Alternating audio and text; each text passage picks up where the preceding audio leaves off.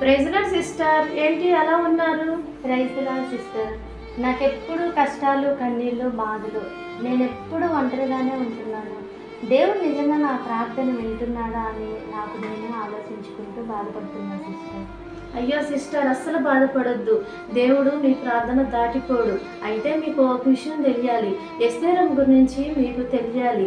ఎస్తేరమ్మ ఒక అనాథ, ఆమెకి ఎవరు లేరు. ఆమె దేవునికి లోబడి బ్రతికింది.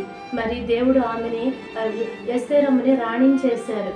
అయితే తన ప్రజలను రక్షించుకునే సమయాన ఆమె ఉపవాసాలు ఉంది. అది ఎవరిని బట్టిందంటే దేవుడిని నమ్మింది. ఆమె ప్రార్థనకి సమాధానం ఇస్తాడని దేవుడు ఉపవాసం ఉండి తన ప్రజల్ని రక్షించుకుంది. అలాగే నీ ప్రార్థన కూడా దేవుడు వింటాడు. నీ ప్రార్థన కూడా దేవుడు వింటాడు.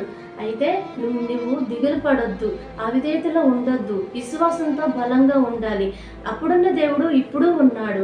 కానీ మనిషి ప్రార్థనకి సమాధానం వెంటనే దొరకలేదు అంటే మనిషి పద్ధతులు మారిపోయినాయి. వస్త్రాలు మారినాయి, ఆహారం మారింది, పద్ధతులు మారినాయి.